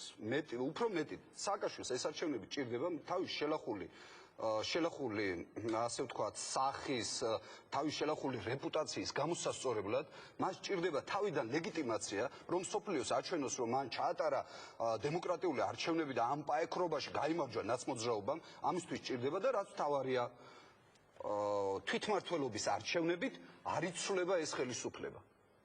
აი თუ მთელი ოპოზიციური სპექტრი შევთანხმდებით იმაზე, რომ არჩევნებს გამოუცხადოთ ბოიკოტი და ამისთვის დრო კიდევ არსებობს და ამისთვის ყველაზე კარგი დღე იქნება 26 მაისი, დამოუკიდებელი საქართველოს დღე და ამას დიდ საჩუქარ ჩვენ ქვეყანას ვერ მოვდათ, არ მაპატიეთ, დაამთავრებიეთ. აი ეს არჩევნები დაემხობოდა თავზე სააკაშვილს და დაურეკავდნენ ვაშინგტონიდან მის პატრონები, მოკიდებდნენ ხელს და წააცუნცულებდნენ, მაინც ვერ ჩამოდის აი ვულკანის გამო, თუმცა ეს მიზეზია და კაი დროსაც გაატარებს. კაიხანი ვერ ჩამოვიყვანთ, იმიტომ მას არ უყვარს ეს ქვეყანა, არ აქვს მას ამ ქვეყნის განცდა, წინააღმდეგ შემთხვევაში იმ პოლიტიკას, რომელსაც ის ატარებს, არ გაატარებდა. თავზე დაგვაშალა ქვეყანა. დაიშალა ქვეყანა. და შექმნა მიშაიეთი. აი მოდელირებულ, იმიტირებულ ქვეყანაში ცხოვრობ და გონია, ალბათ თვითონაც დარწმუნებულია, რომ ისეთია ქვეყანა, რაც ტელეეკრანებიდან ჩანს. რადგან გიორგი, მართლა შემოგთავაზეს ფული ხელისუფლებიდან კვოტების სანაცვლოდ? კი, ეს როგორი ცნობიერების, გახწნილი ამორალური ცნობიერების არიან, ისე გონიათ დანარჩენი ოპოზიციური პარტიებიც, რომ აი ეს კვოტა, მიუხედავად იმისა, რომ არჩევნებში არ მონაწილეობთ, ჩვენ გვაქვს კვოტები საარჩევნო კომისიაში, ის რომ არ დაგვეკომპლექტებინა ამ შემთხვევაში მას გამოიყენებდა ავტომატურად. აი ნახეთ, კანონის რა დისკრიმინაციაა, პირდაპირ ხელისუფლება აკომპლექტებს მას და აი არჩევნებში არ მონაწილეობთ და იქნებ თქვენი კვოტები დაგვითმოთ. თქვენ მაქვს კომენტარში იქ სამი თითის კომბინაციის გარდა მოგითხული იქნა მათი ნათესავებით, მარცულ ამას სიტყვებით და ამით დამთავრდა ეს ყოველივე და ამის შემდგომ გადაწყვიტეს უკვე პიარები აეგორებიან მათი მართვადი გეტყვით ამ წუთში, მათი მართვადი საინფორმაციო საშუალებებით, სხვათა შორის შინაგან საქმეთა სამინისტროს შექმნილია სპეციალური დეპარტამენტი, რომელსაც ჩოთა უტიაშვილი ხელმძღვანელობს და რომელიც განსაზღვრავს და მუშაობს მასმედიასთან, ვის რა შავი პიარი აუგორო. ერთ-ერთი არის აგენტო პირველი, რომელიც ამ დღეებში მუშაობს, ხან თურმე იმან გამოგვიგზავნა ფული, ხან ხელისუფლებამ გამოგვიგზავნა, მე ამ უთხარეთ პარტიის ოფისის ეზოში ის რა ქვია, ორ მოჭური ჩავსვით, აი იმაში ვამწნილებთ ამ იმას რა ქვია, ფულს და ამითი არის დაკავებული. ბუნებრივია. ისეთ რაიონებში, ბატონო გიორგი, თუ ხელისუფლებას შემოგთავაზოთ ფული, რატომ გამორიცხავთ, რომ ოპოზიციას გაიგებენ ასეთ შემთხვევაში? ისეთ რაიონებში ხო გითხარით 1 მილიონი ნოღაიდელისგან მივიღეთ, 2 მილიონი ალასანიასგან, 3 მილიონი მრეწველებისგან, პუტინსაც გადმოურიცხეთ და იმ ჭურში გვაქვს ახლა ეს ფული ჩაწყობილი. თუ გაინტერესებთ, ან ხელისუფლებას თუ აინტერესებს, მოვიდეს და მოთხროს და მე ბებია ელკო და ილარიონში არ იყოს, ეს ფილმში არ არის, ნაწარმოებშია, რომ ამოთხნენ, კარგი სითხე შეხდებათ მან. ჩვენ იმ რაიონებში, სადაც მასობრივად ყალბდება არჩევნები, როგორიცაა მარნეული, სააკაშვილი არის მარნეულის პრეზიდენტი და სამეგრელოს ზოგიერთი რაიონის პრეზიდენტი. მას არსად არ გაუმარჯვია გარდა ამ რაიონებისა, სადაც თურმე მოვიდა 150% ამომრჩეველი და იგივეს აპირებს ეხლაც ჩვენ შევთავაზეთ ოპოზიციას, ალასანიას ალიანსს, მრეწველებს, შევთავაზეთ ეროვნულ საბჭოს, რომ ერთად დავაკომპლექტოთ ამ რაიონებში ისეთი პერსონებისაგან, ისეთი პირებისაგან, რომლებსაც ვერ მოისყიდიან, ვერ გატეხავენ და იბრძოლებენ ბოლომდე, რომ არჩევნები არ გააფრთხილოს. მაგრამ მიუხედავად ეს იქნება თქვენი კანდიდატურები თუ ეს მიუხედავად კანდიდატურები, რომლებიც მონაწილეობენ ერთობლივად შევარჩევთ, მიუხედავად ამისა, ჩვენ კიდევ ერთხელ ჩვენს კოლეგებს, ოპოზიციას მოუწოდეთ, რომ ამ არჩევნებს გამოუცხადოთ ბოიკოტი. დამერწმუნეთ, ეს იქნება დასაწყისი სააკაშვილის რეჟიმის დასასრულისა საქართველოში. ხომ არ აბნევთ თქვენ ამორჩეველს? ვინაიდან თქვენი ამორჩეველი ეულდება კონკრეტულ შედეგს პარტიის მუშაობიდან, თუნდაც იმას, რომ პარტია გარკვეულწილად რაღაც წილით მაინც ხელისუფლებაში მოვიდეს. ბატონო ზალ. და მიიღოს ქვეყნის მმართველობაში მონაწილეობა. ბატონო ზალ, საქართველოში პოლიტიკოსები შეჩვეული არიან, რომ თავიანთი მოსაზრებები თავს მოხვიან ამომრჩეველს. ამ შემთხვევაში ჩვენ გამოდივართ მოსახლეობის ამომრჩევლის განწყობისაგან.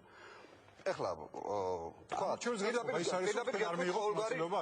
ყოველგვარი ყალბი თავდაბლობის გარეშე გეტყვით. ყველაზე რეიტინგული ლიდერი დღეს საქართველოში არის შალვა ნათელაშვილი, ლეიბორისტული პარტია. და დიდი შანსი ჰქონდა, თქვათ, პირობითად გამარჯვების. მაგრამ მიუხედავად ამისა, ჩვენ გავითვალისწინეთ ხალხის ნება, სურვილი, რომლის სურვილია, რომ მოცილდეს სააკაშვილი და მისი ბანდა ხელისუფლებას. მოცილდეს ამ ქვეყანას, რომ გაიხსნას, ასე ვთქვათ, გაჩნდეს იმ შანსები, რომ ქვეყანა გავაერთიანოთ და განვითარების სახარებებზე გავუგზავნოთ. ამიტომ მის დაკვეთას ვასრულებთ, ჩვენ ვასრულებთ ჩვენი ამომრჩევლის დაკვეთას. მაგრამ თუ შალვა ნათელაშვილი გაიმარჯვებდა არჩევნებში, უფრო კარგად არ შეძლებთ, უფრო ეფექტურად არ შეძლებთ ხელისუფლების წინააღმდეგ. მერმა რა უნდა გააკეთოს? აი ამხსენთ, რა უნდა გააკეთოს? ვინ ეკითხება მერს, როდესაც სააკაშვილი არის, ფერსაც კი სააკაშვილი არჩევს. როდესაც ქალაქში ფასადის ფერსაც რა საკონტროლებს? როგორ გეკადრებათ? საქართველოს დღეს აკონტროლებს და ხელისუფლებას აკონტროლებს ძალიანად სააკაშვილი და მერაბიშვილი. მერს არ მიცემდნენ იმ თანხებს, ძალიან დოტაციურია დღეს ადგილობრივი თვითმმართველობა. არანაირი საკუთარი შემოსავლები არ გააჩნია. არ გადაურიცხავდა თანხებს, აბატონო, რო დაპირდი შემომრჩევს, მიდი გაუკეთებ. თუ ბიჭი ხარ, ვერაფერსაც ვერ გაუკეთებ. სამაგიეროდ სააკაშვილისთვის ეს იქნება ახალი სუნთქვა, თავიდან ლეგიტიმაცია და როგორც ჩვევია, მას რა ქვია, გამოვარდება და ეტყვის. ანუ თქვენ არჩევნებში არ მიიღებთ მონაწილეობას საპრეზიდენტო არჩევნებამდე, საზოგადოებასაც ჩვენ ყველაფერს გავაკეთებთ იმისათვის, რაც შეიძლება ადრე და მალე მოვიცილოთ ეს რეჟიმი.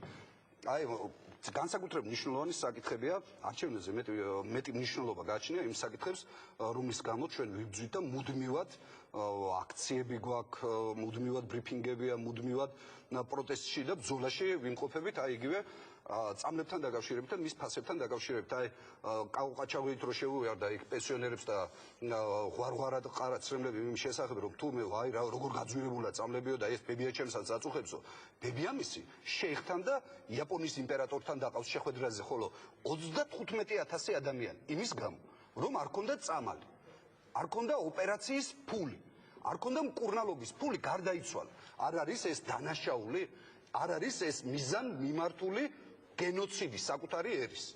აი იგივე ბენზინის ტარიფებთან დაკავშირებით. საქართველოში შინაგან საქმეთა სამინისტროში ზის ერთი კაცი, რომელიც ადგენს ბენზინის ფასებს. მიუხედავად იმისა, რომ სოფლიო ბაზარზე ნავთობის ფასი ორჯერ შემცირდა. საქართველოში ფასები გაიზარდა. იმიტომ რომ მათი კომპანიებია ეს. და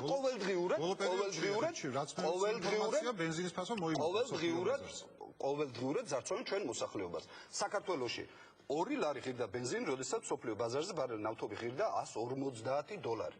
დღეს $180-დან $84-ზე მერყეობს ეს ფასი. მაგრამ მიუხედავად ამისა, საცალო ფასი, ანუ ჩვენთვის, ავტომობილის მფლობელებისათვის და ყველასთვის ეს ფასი არის 2 ლარი, რომელიც არა მარტო აძნელებს გადაადგილებას, არამედ ავტომატურად ეს აძვირებს სხვა მომსახურეობას, გზავრობას, პროდუქციას აძვირებს და ასე შემდეგ. გადავიდეთ ტელეფონის ტარიფებზე და ასე შემდეგ, უამრავი პრობლემაა. ბატონ გიორგი, ზოგიერთ პოლიტიკოსი არჩევნებში დამარცხების შემთხვევაში ან არჩევნების შემდეგ პროგნოზს აკეთებს, რომ ქვეყანაში მოსავალნელია სერიოზული დესტაბილიზაცია, იყო საუბარი რიგიზეთის მაგალითზე, იყო საუბარი ჭექაქუქილზე.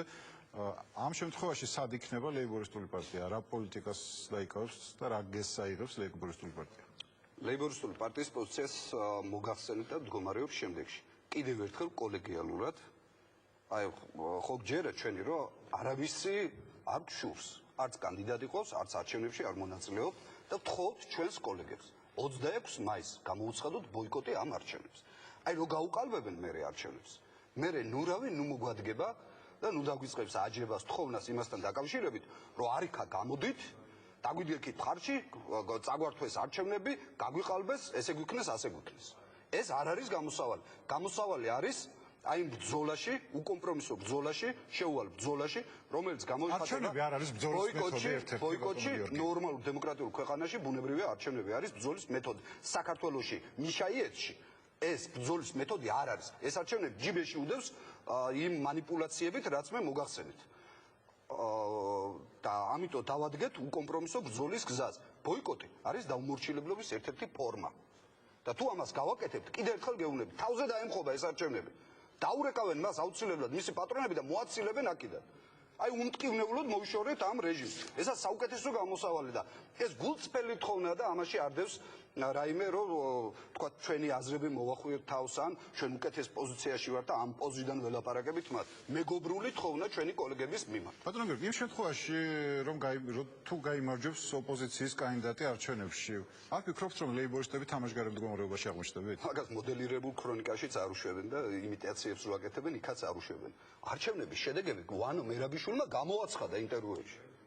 ისინი ამ შედეგის დადებას აპირებენ. რომელ გამარჯვებაზე მელაპარაკებით? ნეტარ არიან მორწმუნენი, მაგრამ ეს არ არის ის შემთხვევა, როდესაც ამ რწმენას უნდა დაეკრდნო. წმენით საკუთარი სამშობლოსათვის, ხალხისათვის უნდა იბრძოლო, მაგრამ ეს არჩევნები არ ტარდება. ამას ქვია სპეცოპერაცია, კოდური სახელწოდებით არჩევნები, რომელსაც ატარებს შინაგან საქმეთა სამინისტრო და ის ზოგიერთი ნამუს გაყიდული, სინდის გარეცხილი, იუდას მიყიდული ნაცმოძრაობის აქტივისტები, რომლებიც მზად არიან 100 ლარის გამო გაყიდონ ყველაფერი, საკუთარი სამშობლო, მეგობარი, მომავალი, შვილები, თითოეული ჩვენთაგანი. აი ესენი ატარებენ არჩევნებს. ბატონო გიორგი, თქვენ არაერთხელ თქვით, რომ ზადახართ რუსეთში წახვიდეთ მოლაპარაკებებზე. თუ აპირებთ კონკრეტულად და ვისთან აპირებთ შეხვედრას? და რა თემაზე უნდა ესაუბროთ მოსკოვში პოლიტიკოსებს? ლეიბორისტული პარტია ერთ-ერთი პირველი იყო, სხვათა შორის, რომელმაც ამის შესახებ გამოაცხადა და აქედან გამომდინარე მოწვევები იყო, მაგრამ ამაზე ჩვენ გარკვეული მოტივებით უარი ვთქვით, საკმაოდ მაღალი რანგის შეხვედრები დაიგეგმა.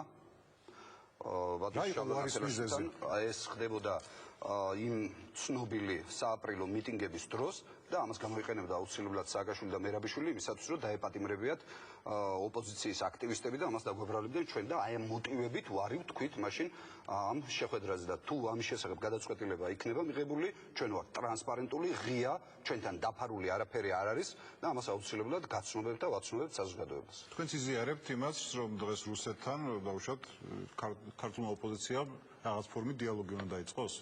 მე ვერ გეტყვით ოპოზიციამ თუ დაიწყოს ხელისუფლება. სანამ ნორმალურ ურთიერთობას არ ჩამოვაყალიბებთ ჩვენს მეზობლებთან. ეს იქნება რუსეთი, ეს იქნება თურქეთი, ეს იქნება სასონხეთი, აზერბაიჯანი, ეს იქნება ევროპა, ეს იქნება ამერიკის შეერთებული, როდესაც რუსეთზე საუბრობთ. შეერთებული შტატები თუ არ ჩამოვაყალიბებთ ნორმალურ ურთიერთობა და ისე გამაღაზიანებელ ფაქტორად ვიქცევით, როგორც არის ეს სააკაშვილს რა ენაღმება? დაშალა ეს ქვეყანა. დაშალა ეს ქვეყანა. აი ზოგიერთები მაპატიეთ და გადაუდნენ და ხუმრობდნენ იმაზე, რომ აი ნიკო არაგო ამ აღიარა, იმან არ აღიარა, ამან აღიარა. ხო იყო ჩამოსული ეს რა ქვია ნიკარაგუის საგარეო საქმეთა სამინისტრო და აქედან 40 კილომეტრში გახსნა დიპლომატიური წარმომადგენლობა დასვა საკუთარი ელჩი. ვაკონტროლებთ რომელ არჩევნებზე საუბრობთ. ქვეყანა არის დაშლილი, რომელ არჩევნებზე, რომელ თვითმმართველობის არჩევნებზე საუბრობთ.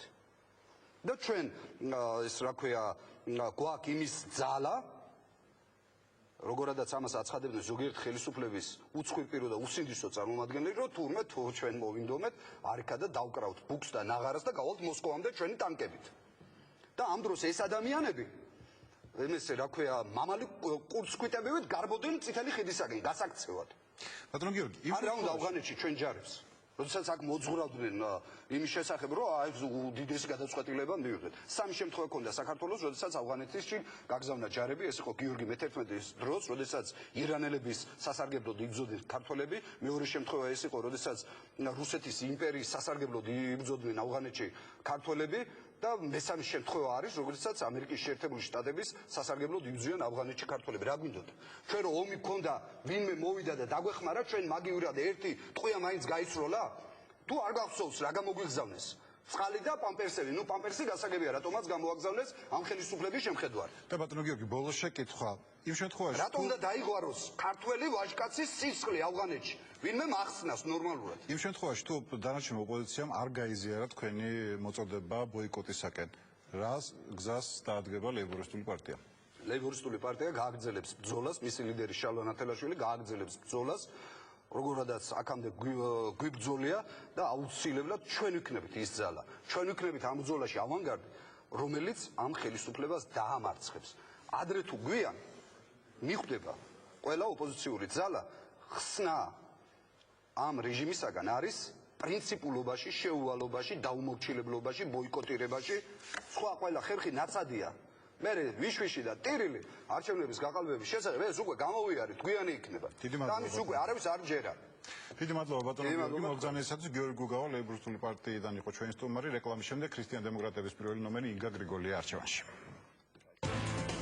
როგორ დაიწყეს წინასაარჩევნო კამპანია იმ პარტიებმა, რომლებიც ბოიკოტს ბრძოლას ამჯობინებენ და რა სტრატეგიას რჩევენ გამარჯვების მიმსახწევად ქრისტიან დემოკრატები. ჩვენ ვივლით აი ესე უბან-უბან, კარდ-კარდ მოდიან პოლიტიკოსები საარჩევნო დაპირებას აძლევენ, შემდეგ არავის არაფერი არ ახსენდება. გაახსენდება თუ არა ყოფილ ჟურნალისტს საკუთარი დაპირებები 30 მაისის შემდეგ. რა პოლიტიკური გეგმები აქვს და ვინ მიაჩნია რეალურ კონკურენტად ინგა გრიგოლიას? ჯერ არ დასახელებულა ის კონკურენტი, რომელიც მე მიმაჩნია ყველაზე ძლიერად და მე ვიქნები ყველაზე მწვავე ოპოზიციური თუ ფრაქცია გვექნება ფრაქციის ლიდერი. წინასაარჩევნო კამპანიაში აქტიურად ჩართული ინგა გრიგოლია ქრისტიან დემოკრატებიდან არჩევანის სტუდიაში. და არჩევანი პირდაპირ ეთერში ინგა გრიგოლიასთან ერთად ბრუნდება. საღამოშიდობისა ინგა, ძალიან დიდი მადლობა დღეს რომ ჩემ გადაცემაში მონაწილე ვარ. ძალიან დიდი მადლობა შენ მოწვევისთვის. ინგა, მე მინდა გარკვეულწილად განვაგრძო ის თემა, რაზეც გიორგი გუგავასთან ვსაუბრობდი. ლეიბორისტები და მთელ ოპოზიციას თავაზობენ ბოიკოტს. ანუ არის თუ არა ეს გამოსავალი დღეს ოპოზიციისთვის და რამდენად ეთანხმება ქრისტიან-დემოკრატები ამას. არა, კატეგორიულად არ დავეთანხმები, ჩემი დიდი პატივისცემის მიუხედავად ლეიბორისტული პარტიის და მათი ლიდერების მიმართ. კატეგორიულად არ დავეთანხმები, იმიტომ რომ დღეს თუ კი რამე გვაქვს ჩვენ მოსაგები, ეს არის სწორედ არჩევნები. შენ გააკეთო ასეთი განცხადება, რომ ბოიკოტი დამთავრდება სააკაშვილის რეჟიმი, მე ამას არ ვიზიარებ, იმიტომ რომ სააკაშვილის რეჟიმი დამთავრდება მხოლოდ იმ შემთხვევაში და მხოლოდ თბილისის საკრებულოდან, თუ კი ჩვენ მოვახერხებთ და იქ ავიღებთ უმრავლესობას. ბოიკოტი ჩვენ ერთხელ უკვე ვნახეთ. მოდი ახლა მე შევეცდები ვიყო ძალიან პირდაპირი და შენთან ერთად გავიხსენო სულ ცოტა ხნის წინ რა მოხდა პარლამენტის არჩევნების, საპარლამენტო არჩევნების შემდეგ. ჩვენ ერთხელ უკვე ვნახეთ გამოცხადებული ბოიკოტი, გადაყრილი მანდატები, არ გამოყენებული მანდატები და რა შეიცვალა. რა შეიცვალა? შედეგად სახეზე რა მივიღეთ? კვლავ არის პრეზიდენტი მიხეილ სააკაშვილი, კვლავ არის ხელისუფლებაში ნაციონალური მოძრაობა, პარლამენტში არის ოპოზიცია, მაგრამ არის ძალიან მცირე დოზით წარმოდგენილი და დღეს ალბათ იქნებოდა სულ სხვა პოლიტიკური სურათი ჩვენს ქვეყანაში, რომ იქ ყოფილიყო ის ოპოზიცია, რომელმაც თავის დროზე მანდატებს იგა, მაშინ ბოიკოტი ალბათ იმიტომ არ შედგა, რომ რამდენიმე პარტია, მათ შორის ქრისტიან-დემოკრატები პარლამენტში შევიდნენ. ძალიანაც სწორ იქნეს ზალ, რომ შევიდნენ. არაფერი არ იცვლება ამ ბოიკოტებით და აქციებით. მოდი ახლა ვთქვათ პირდაპირ. რა შეიცვალა? გუშინ მე უსმენდი გუშინდელი გამოსვლა მიხეილ სააკაშვილისა, მინდა შეგახსენოთ. აქციებით, ამ ბოიკოტებით, ამ გაუთავებელი ქუჩის აქციებით თუ კი ვინმე მოიგო, აღმოჩნდა რომ ისევ სააკაშვილმა მოიგო. თურმე, იმიტომ რომ იჯდა და ამაყად ყვებოდა იგი ვაშინგტონში, რა მაგარი პრეზიდენტია, რა მაგარი ხელისუფლება ყავს, აი როგორი დემოკრატები არიან, აქციები იყო, საქმეები იყო, იქ ვერ შედიოდა თურმე თავის რეზიდენციაში, მაგრამ ის ისეთი დემოკრატია რომ და ასე შემდეგ. ამ ყველაფრით იგებს ისევ ხელისუფლება. ბოიკოტით ისევ ხელისუფლება იგებს, იმიტომ რომ ჩვენ დღეს ნამდვილად გვაქვს შანსი. მე ყოველდღე ამომრჩეველს ჩვენი მერობის კანდიდატთან გია ჭანტურიასთან და გიორგი თარგამაძესთან ერთად, როდესაც ხვდები ხოლმე. ვამბობ ყოველთვის ერთსა და იმავეს. ყველა შეხვედრას ვიწყებ ამ სიტყვებით. ეხლაც ამას ვიტყვი. ხალხო, არანაირი ბოიკოტი. ძალიან მნიშვნელოვანია, რომ 30 მაისს არავინ დარჩეს სახლში, იმიტომ რომ როგორც წესი არჩევნები ყალბდება ხოლმე არ გამოყენებული ბიულეტენების ხარჯზე. როცა შენ ზიხარ სახლში და ამბობ რომ არჩევნებით არაფერი შეიცვლება, აი სწორედ იმ ბიულეტენების ხარჯზე ყალბდება. რა თქმა უნდა, რაც უფრო მეტი ადამიანი მივა, რაც უფრო ნაკლები იქნება ბოიკოტი, ჩვენ უფრო მეტი შანსი გვაქვს რომ მოვიგოთ და მოგება არის რეალური. ინგა, რამდენად რეალურია რომ ოპოზიციამ აი ესე ცალ-ცალკე ბრძოლით მიაღწიოს გამარჯვებას? ძალიან დიდი ხანის განმავლობაში მიმდინარეობდა მცდელობა რომ რაღაც გაერთიანებულიყვნენ ერთი კანდიდატის ირგვლივ. რატომ არ მონაწილეობდნენ ქრისტიან-დემოკრატები ამ პროცესში? იცით რა, მე ადრეც ვთქვი და ეხლაც გავიმეორებ, არ მიმაჩნია აუცილებლობად რომ იყოს მაინც და მაინც ორი პოლუსი. როგორც წესი ორ რადიკალურ პოლუსს შორის, როცა შენ არჩევას თავაზობ, ამომრჩეველს აღარ უტოვებ არანაირ ალტერნატივას. მოდით დაუკვირდეთ რა, სააკაშვილი მოიყვანეს ვარდების რევოლუციის შემდეგ 96%-ით. შემდეგ აი ასეთი ორი რადიკალური პოლუსის წყალობით ვიღებთ ხოლმე აბსოლუტურად უკონტროლო ხელისუფლებას. ისეთ ხელისუფლებას, რომელიც მერე ტელევიზიაში შემოგივარდება, თავში ხელკეთს ჩაგარტყავს, იტყვის რომ ჩემს გაზეთებში რა იწერება არ მაინტერესებს, ადამიანებს წაართმევს ბიზნესს, შეულახავს უფლებებს და ასე შემდეგ. როდესაც ჩვენ გვყავს ესეთი დიდი დოზი, დიდი პროცენტებით მოყვანილი რაღაც ხელისუფლება, ამ ორი პოლუსიდან ერთ-ერთი. ჩვენ უნდა შევთავაზოთ ჩვენს ამომრჩეველს, რამდენიმე ვარიანტი არჩევანისა. ჩვენ უნდა მივეჩვიოთ ალბათ ყველანი, შენც, მეც, ამომრჩეველი პოლიტიკოსები, რომ არჩევანი უნდა გაკეთდეს გარდა პოლიტიკური იმედებისა და გარდა პოლიტიკური განცხადებებისა კონკრეტულ საარჩევნო პროგრამებზე გათვლით.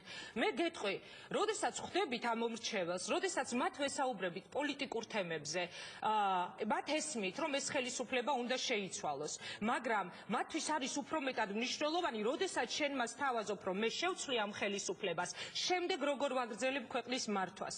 მე მინდა შეგახსენო. რა გარანტია აქვს ამ შემთხვევაში ამომრჩეველს, რომ ეს დაპირებები შესრულდება? არა, გარანტია როგორ? მოდი ძალიან გულწრფელად მინდა კიდევ ერთხელ შენ ახსენებ ხოლმე რომ მოდიან იძლევიან დაპირებებს, მაგრამ ეს მე არა, ამას მე კი არა, ხალხი ამბობს, არავისი აღარ გჯერაო. აი ყოველდღე მე მესმის ძალიან ბევრი ადამიანისგან ეს განცხადება, აღარ გჯერა არავისი.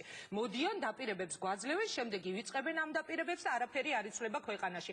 მე ვფიქრობ ასე, გიორგი ფიქრობს ასე, თარგამაძე და ის ადამიანები, ვინც არიან ქრისტიან-დემოკრატების გუნდი, იგივე გია ჭანტურია, ჩვენი მერობის კანდიდატი, რომ თუ ჩვენ ვერ შევასრულებთ გამარჯვების შემთხვევაში ამ დაპირებებს, მეორე დღეს ვერც ერთი ჩვენგანი თვალებში ვეღარ შევხედავთ ხალხს.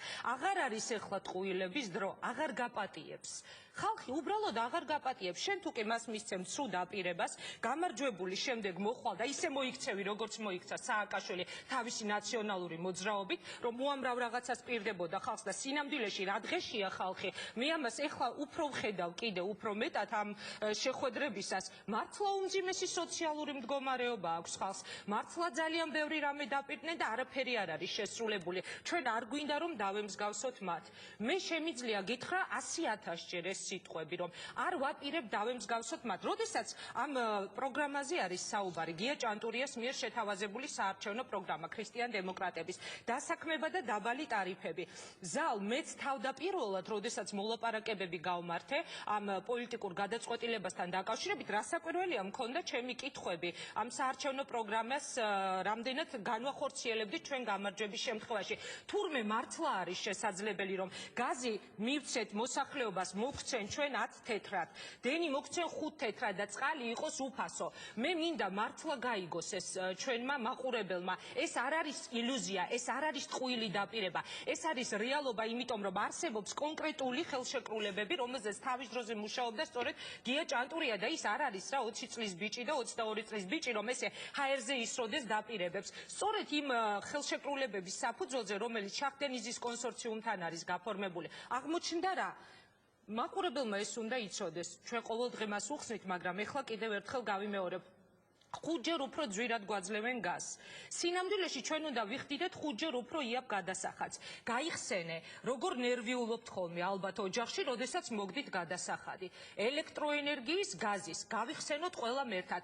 ხალხი არის უმძიმეს მდგომარეობაში და პლუს ამხელა გადასახადები. ეს არის რეალობა ჩვენი გამარჯვების შემთხვევაში. თუ კი ჩვენ მოვალთ უმრავლესობა. რეალურად დენის გამომუშავება დიდი ნაწილი ხდება გაზის მეშვეობით, ამ ის ტურბინები გაზზე მუშაობენ. როგორ შეიძლება დენი იყოს გაზზე ტარიფის დაწევა მოხდება, ეს ავტომატურად გავრცელდება ენერგომატარებლებზე, მარტო კი არა, ასევე პურზეც. თქვენ შეგიძლია პურზე, არა მარტო პურზე, მაგალითისთვის თორემ პროდუქტებზე, მე მინდა ერთი რამ გავიგოთ ყველა, მართლა არის გაბერილი ეს გადასახადები. როდესაც მე ამ კითხვებს უსვავდი საარჩევნო პროგრამის ავტორებს, იმდენად დამაჯერებელი იყო ეს პასუხები, რომ მე დღეს ვბედავ პირდაპირ ეთერში ამ დამაჯერებელი პასუხების მიღების შემდეგ და ერთი კონკრეტული ადამიანი, ინგა გრიგოლია დეპირობას თქვენს ეთერში, რომ ჩვენ ამას განვახორციელებთ გამარჯვების შემთხვევაში.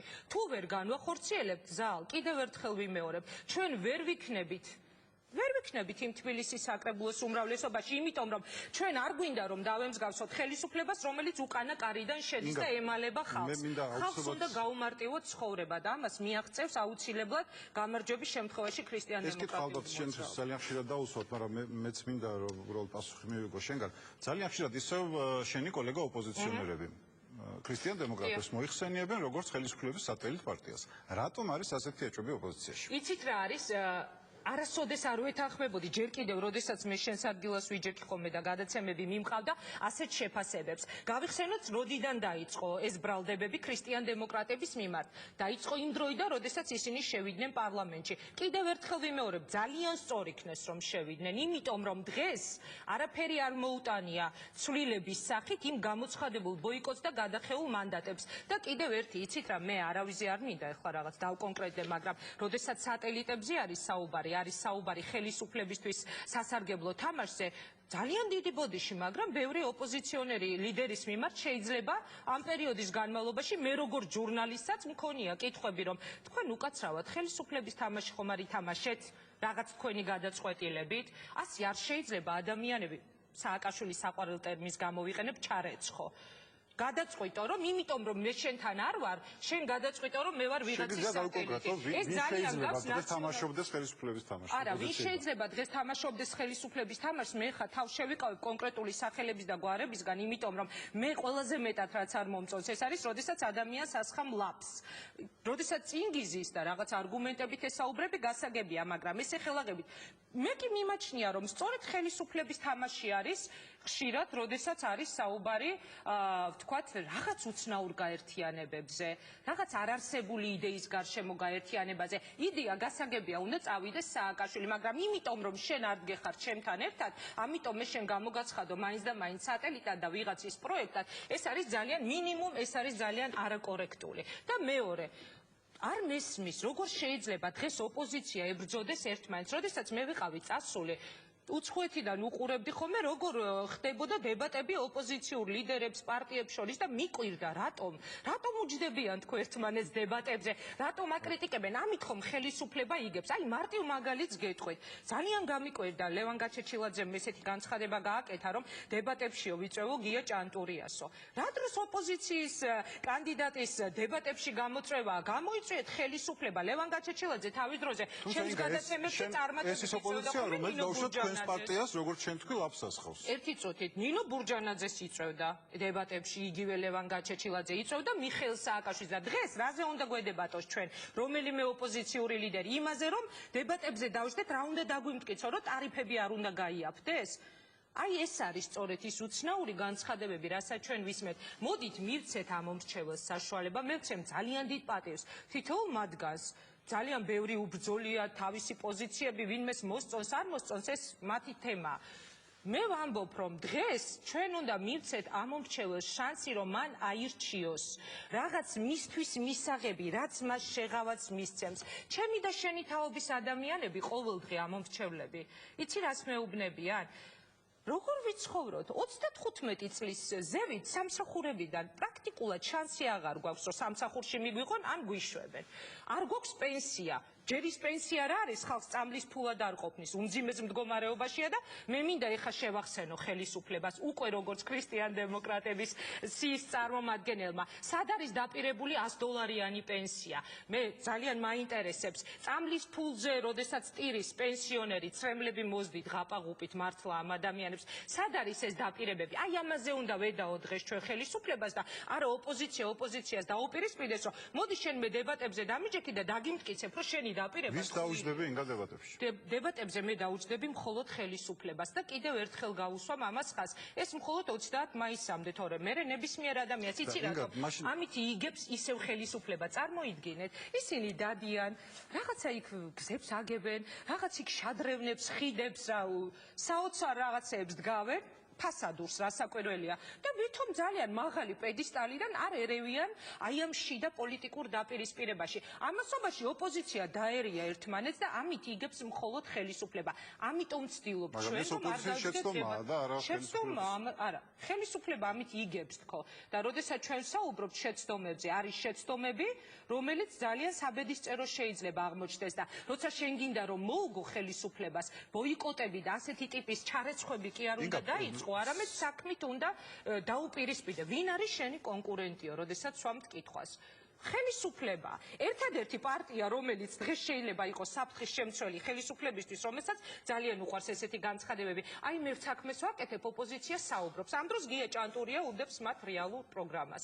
აი ეს არის სწორედ ჩვენი კონკურენტი და არა ოპოზიციიდან. ინგა ხელისუფლების კანდიდატ ჯერ ოფიციალურად საკრებულოს თავმჯდომარის პოსტზე და არც მერის პოსტზე არ დასახელებულა, თუმცა ძალიან ბევრი კულუარული ინფორმაცია ვრცელდება, მათ შორის საუბარია, რომ შესაძლოა საკრებულოს თავმჯდომარეობა თავმჯდომარის პოსტზე ხელისუფლებამ წარადგინოს ქალბატონი რუსუდან კერვალიშვილი. მე ძალიან კარგად ვიცი შენი დამოკიდებულება ქალბატონ რუსუდანის ორივეს მეგობრის დედა არის რუსუდან კერვალიშვილი და გვაქვს ძალიან კარგი ურთიერთობა, მაყურებელს არ მოვატყუებ, რასაკვირველია. იქნება თუ არა რუსუდან კერვალიშვილი ის რომ ის შენი კონკურენტი ამ შემთხვევაში.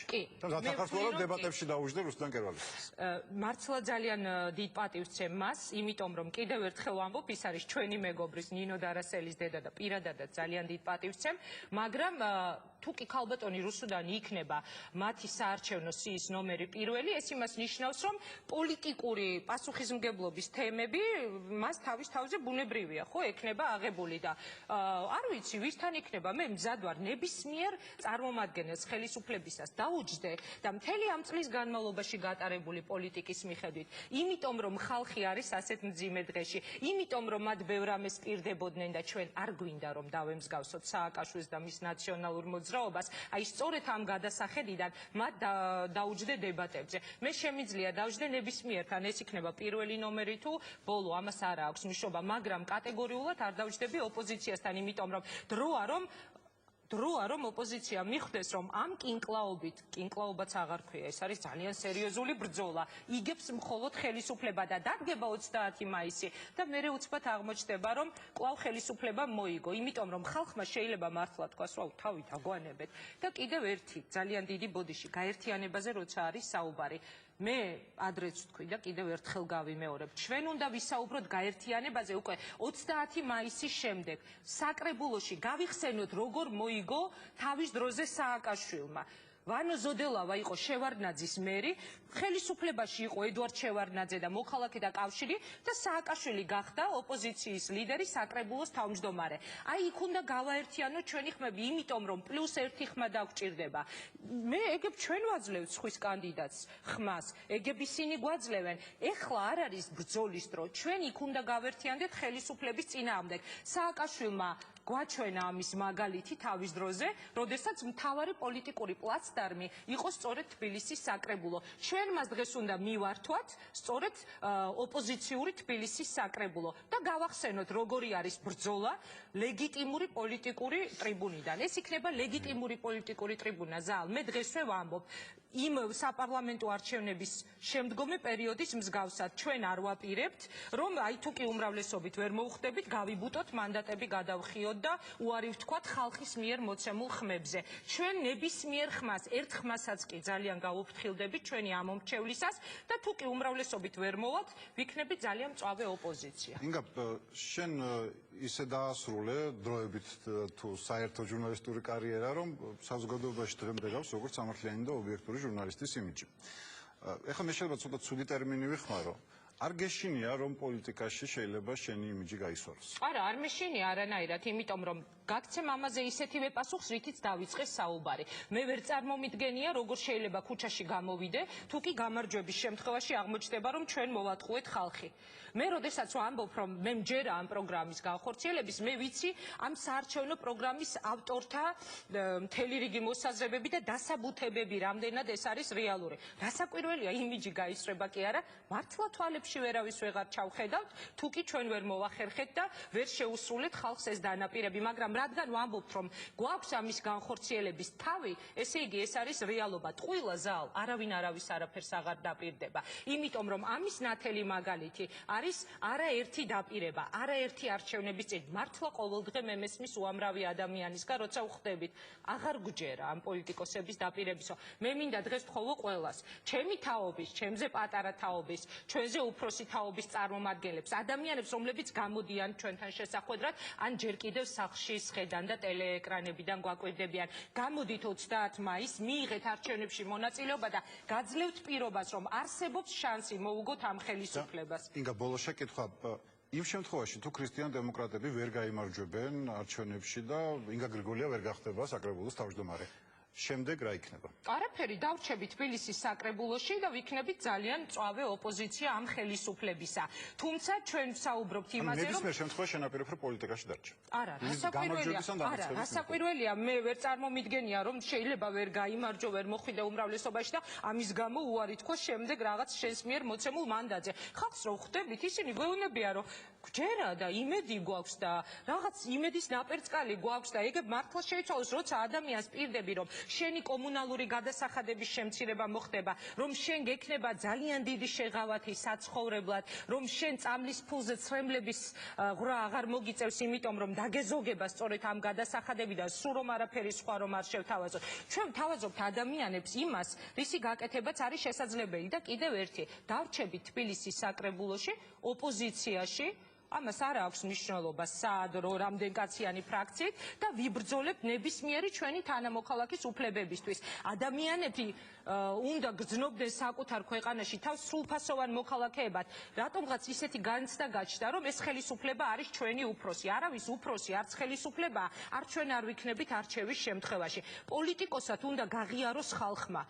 არჩეული დეპუტატი უნდა აირჩიოს ხალხმა და შემდეგ ჩვენ ვიქნებით ვალდებულები პირველ რიგში რომ გავხსნათ კარები, არ დავემალოთ ჩვენს ხალხს და მათი პრობლემები აი ესე პირისპირ შეხვედრებისას დიდი მადლობა ინგა, მე წარმატებას გისურვებ, წინ სერიოზული ბრძოლა გეოლდება და ძალიან დიდი მადლობა მოწვევისთვის ამ შუაღამისას მე მგონი ინგა გრიგოლია იყო დავღალიბ არჩევანის სტუმარი, ჩვენ ზუსტად ერთ კვირაში სევამ სტუდიაში შევხვდებით ერთმანეთს, ნახვამდის.